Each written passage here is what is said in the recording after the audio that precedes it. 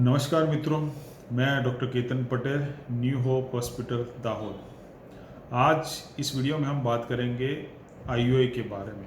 IUI क्या है, वो कौन से कंडीशन में एडवाइस किया जाता है और उसका सक्सेस रेट कितना है।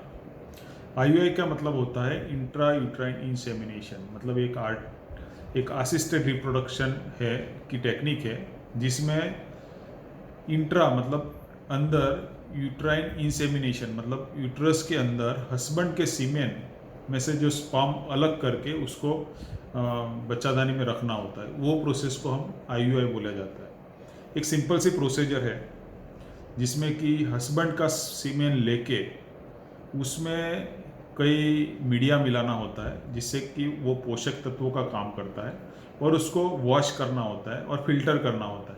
ये सारी प्रोसेस इसीलिए करनी होती है कि इसमें से जो अच्छे वाले स्पर्म हैं उसको हम फिल्टर करते हैं। जो एबनॉर्मल स्पर्म है या तो दूसरा सीमेन में बहुत सारे मटेरियल्स होता है उसको हम एवॉइड करते हैं या फिल्टर करके उसको डिस्कार्ड करते हैं और अच्छी क्वालिटी के जो स्पर्म होते हैं उसको कंसंट्रेट करके मतलब एक जगह इकट्ठा करके एक छोटी सी ट्यूब जिसको कैन्युला बोलते हैं उसके द्वारा हम बच्चादानी के अंदर रखते हैं।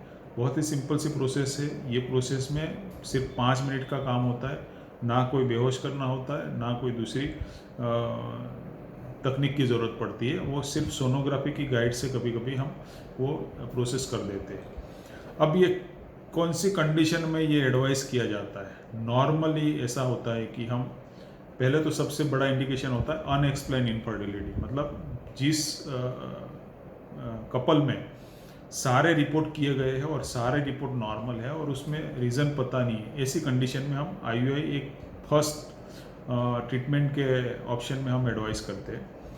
दूसरा इंडिकेशन है कि वुमन जो वाइफ होती है उसके सर्विक्स के ऊपर एंटीबॉडीज़ होते हैं, जो स्पर्म के एंटीबॉडीज़ होते हैं जो स्पर्म को पेनिट्रेट नहीं होने देते। ऐसे कंडीशन में हम आईयूआई करें तो उसके रिजल्ट मिलते हैं। तीसरा कंडीशन, हस्बैंड के अंदर जो स्पर्म है वो उसका सीमेन का रिपोर्ट है वो बॉर्डर लाइन है या तो थोड़ा क्वालिटी और क्वांटिटी लोअर साइड है, जिसमें अगर स्पर्म की जो काउंट होता है स्पर्म काउंट वो अगर कम है तो वो स्पर्म जब अंडा रिलीज होता है उसी टाइम पे उस तक वो पहुंच नहीं पाता।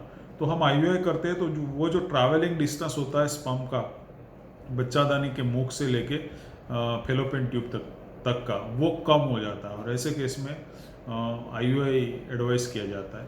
अब कौन सी कंडीशन है कि जिसमें हम आईयूआई करना सही नहीं समझते, जैसे कि ऑलरेडी 3-4 बार आपने आईयूआई करवा लिया है और फिर से हम आईयूआई करना एडवाइस सही नहीं है। एज आपकी ज़्यादा है, जैसे मतलब 35 या 40 के आसपास आपकी एज है और आपकी अंडों की क्वालिटी या क्वांटिटी एएमएच लेवल का लो लेवल है, तो ऐसे केस में आईयूआई करना सही नहीं है, क्योंकि आईयूआई में सक्सेस रेट जो होता है वो मैक्सिमम 15 to 20% रहता है।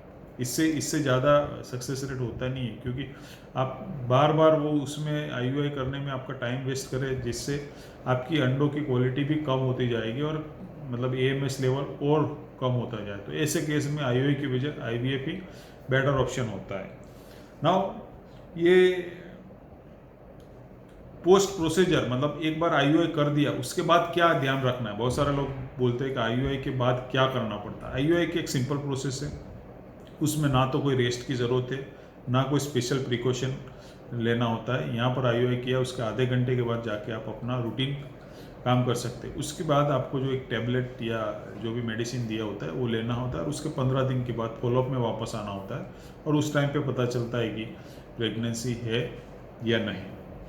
कॉम्प्लिकेशन, इसमें कोई ज़्यादा कॉम्प्लिकेशन होता नहीं क्योंकि वो कोई बड़ा इंटरवेंशन नहीं है, एक सिंपल सी प्रोसीजर है। तो इसमें थोड़ा सा कभी क्रैम्प हो सकता है, वो सीमेन अंदर मतलब स्पर्म अंदर पुट रखते हैं इसकी वजह से। तो आईयूआई की एक सिंपल सी प्रोसीजर है।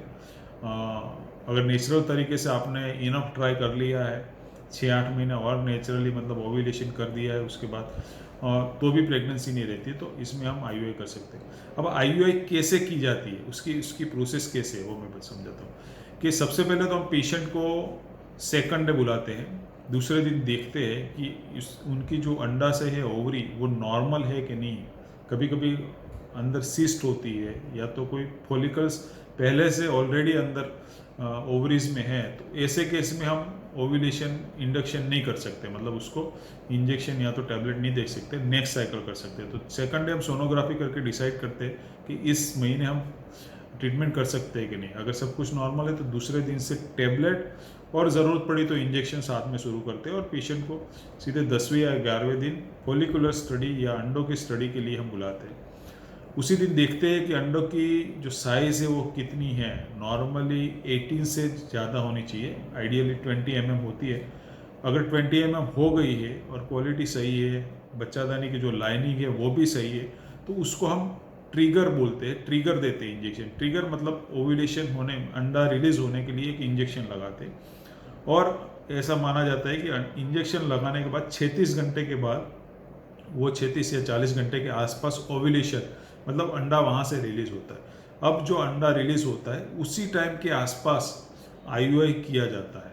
तो ट्रिगर जो देते हैं वो नाइट में 10-11 बजे हम इंजेक्शन लगाते हैं और एक दिन छोड़ के नेक्स्ट डे सुबह में 10-11 बजे हम सुबह में यहाँ बुलाते हैं और 11 बजे के आसपास हम IUI प्लान करते हैं। उसी टाइम पे आपके हस्बैंड का सीमेन देना होता है, हॉस्पिटल में देना होता है, क्योंकि आप बाहर से ला नहीं सकते। अगर कई बार लोग बोलते हैं कि हम सीमेन घर से कलेक्ट करके लाए तो चलेगा, नहीं, ऐसा नहीं हो सकता, क्योंकि सीमेन में जो स्पर्म होते हैं वो 1-8 घंटे बाहर रह सकते हैं, उसके बाद फिर उसकी मोटिलिटी या तो जो वाइटलिटी है वो डिटोरेट हो जाती है। तो यहीं से ही सैंपल कलेक्ट करना होता है और उसी दिन ही तुरंत हाथों हाथ वो प्रोसीजर की जाती है। देखिए, IUI के लिए सबसे ज़रूरी चीज़ क्या है? सबसे ज़रूरी चीज़, एक तो अंडा सही तरीके से बनना चाहिए, दूसरा फेलोपियन ट्यूब खुली होनी चाहिए, क्योंकि अगर IUI करोगे तो स्पर्म और अंडा दोनों मिलते हैं फेलोपियन ट्यूब के अंदर। तो अगर फेलोपियन ट्यूब ब्लॉक है तो वो आपकी काम नहीं कर पाएगी। अगर अंडा सही तरीके से बनता नहीं है, या तो आपका AMH लो है या अंडों की क्वालिटी सही नहीं है, तो वो आपको IUI में सक्सेस रेट नहीं मिलेंगे। तीसरा, आपका जो सीमेन का काउंट है वो मिनिमम क्वांटिटी या क्वालिटी में होना चाहिए। जैसे कि आपका काउंट मिनिमम 10 to 15 मिलियन, जैसे थियोरेटिकली 5 मिलियन भी बोला जाता है, लेकिन 10 to 15 मिलियन काउंट होना चाहिए। इससे कम काउंट में फिर सक्सेस रेट कम होते जाते हैं और ऐसे केस में फिर IVF ही बेटर ऑप्शन रहता है। तो ये सारी चीज़ें हम नॉर्मली IUI एक बार लेप्रोस्कोपी हो जाए उसके बाद ही एडवाइस करते हैं, क्योंकि लेप्रोस्कोपी में आपकी जो फेलोपियन ट्यूब की जो फंक्शनलिटी है वो, भले आपकी HSG में पता चलता है कि फेलोपियन ट्यूब ओपन है, लेकिन कई बार वो एनाटोमिकली ओपन होती है, सिर्फ पाइप की तरह ओपन होती है और वो जो फंक्शनिंग होती है वो काम नहीं कर पाती। तो ऐसे केस में भले आप मतलब प्रेगनेंसी रुकती है, लेकिन अगर ट्यूब मतलब काम नहीं करती है, तो ऐसे केस में वो एक्टोपिक होने के भी चांस बढ़ जाते हैं। तो आपकी फेलोपियन ट्यूब एक बार आप लेप्रोस्कोपी से कंफर्म हो जाती है कि बिल्कुल सही है, उसके बाद IUI कराओ तो ज़्यादा बेटर रहता है और उसमें सक्सेस रेट सही मिलता है। नॉर्मली नेचुरल साइकिल में प्रेगनेंसी का हर महीने कंसेप्शन के चांसेस जो होते हैं 8 to 10% होते हैं, 8 से 10% चांस। IUI करवाते हैं तो उससे थोड़े से बढ़ के 15 से 20% मैक्सिमम सक्सेस रेट होते हैं। तो ये एक रियलिटी है और उसको मान के ही आपको IUI करवाना चाहिए।